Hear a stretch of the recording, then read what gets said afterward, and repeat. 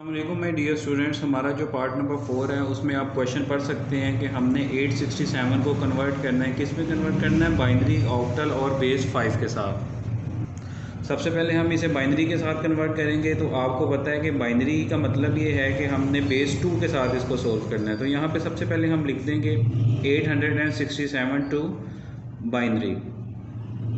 अब बाइनरी का मतलब ये है कि हमने इसको बेस 2 के साथ सोल्व करना है। तो यहाँ पे सबसे पहले हम लिख देंगे 867 और उसके बाद हम इसका एलसीएम लेंगे। एलसीएम हम किसके साथ लेंगे? बाइनरी के साथ करना है तो डेफिनेटली हम 2 के साथ एलसीएम लेंगे। सबसे पहले हम 2 का टेबल भरेंगे कि हमारे पास 8 आ जाए। तो 2 4 का क्या होगा? 8।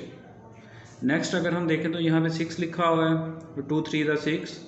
नेक्स्ट क्या लिखा हुआ है? 7। तो 2 का टेबल हम करेंगे 2 3 6। तो यहाँ पे रिमेनिंग हमारे पास क्या रह जाएगा? 1। अब दोबारा से हम यहाँ पे 2 लिखेंगे।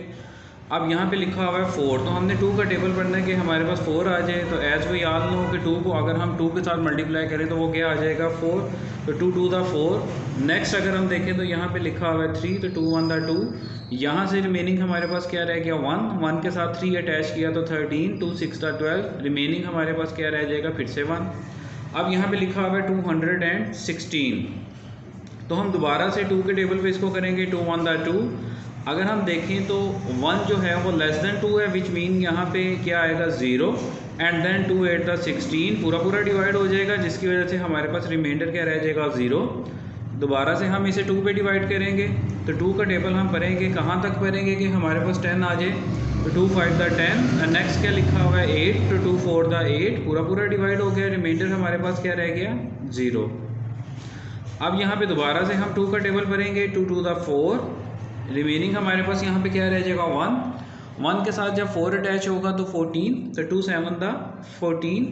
रिमाइंडर हमारे पास क्या रह गया? 0। दोबारा से हम 2 के साथ लिखेंगे 2 1 दा 2। 2 3 दा 6। रिमाइंडर हमारे पास क्या रह गया? 1। अब दोबारा से हम यहाँ पे 2 लिखेंगे तो 2 6 दा 12। रिमाइंडर हमारे पास क्या रह जाएगा? 1। अब यहाँ पे 6 लिखा हुआ है तो एज वी ऑल नो कि 6 जो है वो कंप्लीट पूरा 2 पे डिवाइड हो जाता है। तो यहाँ पे हम लिखेंगे 2 2 3 दा 6। तो यहाँ पे रिमाइंडर हमारे पास क्या रह जाएगा? 0। अब यहाँ पे 3 लिखा हुआ है। अब 2 1 दा 2। रिमाइंडर हमारे पास क्या रह गया? 1। अब 1 जो है वो 2 से लेस देन है, विच मीन्स कि ये आगे फर्दर डिवीजन नहीं हो सकती। तो हम इसका आंसर लिख देंगे। आंसर को हम किस तरह से लिखेंगे? आपने left to right and then upward, इस तरह से आपने आंसर लिखना है। तो सबसे पहले हम लिख लेंगे 1, दोबारा से हम लिखेंगे 1 एंड देन 0। 0 के बाद हमारे पास क्या है? डबल 1 के बाद हमारे पास क्या है? 0 0 एंड 0 एंड देन 1 और 1। और हमने इसको किसके साथ सोल्व किया? किस बेस के साथ सोल्व किया? हमने इसको 2 बेस के साथ सोल्व किया। तो हम यहाँ पे क्या लिख देंगे? बेस 2।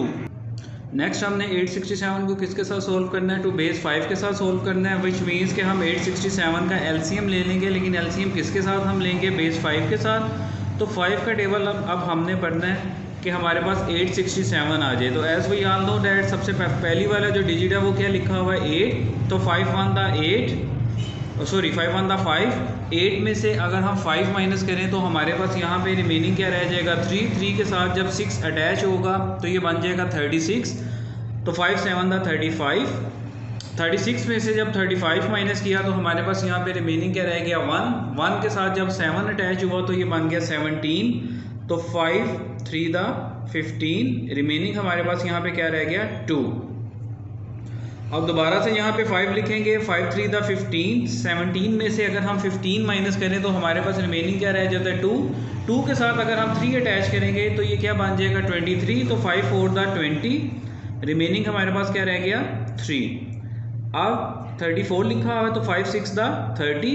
रिमेनिंग हमारे पास क्या रह गया? 4। अब यहाँ पे क्या लिख लेंगे? 5 1 दा 5 और रिमेनिंग हमारे पास क्या रह जाएगा? 1। अब 1 जो है वो लेस देन 5 है, विच मीन्स के आगे फर्दर डिवीजन नहीं हो सकती, क्योंकि 1 जो है वो 5 पे डिवाइड नहीं होता।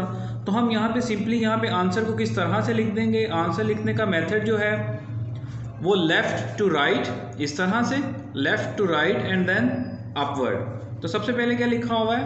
1। तो हम यहाँ पे लिख लेंगे 1। देन दोबारा यहाँ पे क्या लिखा हुआ है? 1। देन क्या लिखा हुआ है? 4। देन 3 और लास्ट में क्या लिखा हुआ है, 3 के बाद क्या लिखा हुआ है 2, और हमने इसको किसके साथ सोल्व किया है, बेस 5 के साथ। तो यहाँ पे हम क्या लिख देंगे, बेस 5। सबसे लास्ट में हमने 867 को किस में कन्वर्ट करना है, बेस सिस्टम में। किस बेस सिस्टम में, 8 वाले में, ऑक्टल में। तो हम 867 का एलसीएम ले लेंगे 8 के साथ। तो 8 1 दा 8 एंड देन 6 जो है वो लेस देन 8 है, विच मीन्स यहाँ पे क्या आएगा 0। अब 8 का टेबल हमने पढ़ना है कि हमारे पास 67 आ जाए, 67 से लेस आ जाए। तो 8 8 दा 64, रिमाइंडर हमारे पास यहाँ पे क्या रह जाएगा 3। अब दोबारा से यहाँ पे 8 लिखेंगे, तो 8 1 दा 8, 10 में से अगर हम 8 माइनस करें तो हमारे पास रिमेनिंग क्या रह जाएगा 2। 2 के साथ अगर हम 8 को मिलाएंगे तो क्या बन जाएगा 28। तो 8 3 दा 24, 28 में से जब 24 माइनस किया तो हमारे पास रिमेनिंग यहाँ पे क्या रह गया 4। अब यहाँ पे 13 लिखा हुआ है, तो 8 1 दा 8, क्योंकि अगर हम 8 2 दा 16 करेंगे तो 16 जो है वो ग्रेटर देन 13 हो जाएगा, विच मीन्स कि उससे लेस देन क्या है 8 1 दा 8। और अगर हम 13 में से 8 को माइनस करें तो हमारे पास रिमेनिंग क्या रह जाता है 5। अब यहाँ पे 1 आ गया, विच मीन्स कि अब ये फर्दर आगे डिवाइड नहीं हो सकता क्योंकि 8 जो है ग्रेटर देन 1 है। तो यहाँ पे अब हम इसका आंसर लिख देंगे। आंसर को हम किस तरह से लिखेंगे, 867 इज इक्वल टू लेफ्ट से राइट एंड देन अपवर्ड। सबसे पहले यहाँ पे आ जाएगा 1, फिर आ जाएगा यहाँ पे 5, फिर आ जाएगा यहाँ पे 4, फिर 7 आ जाएगा यहाँ पे 3, और हमने बेस क्या रखी है ऑक्टल मीन्स 8। तो यहाँ पे हम 7 क्या लिख देंगे 8।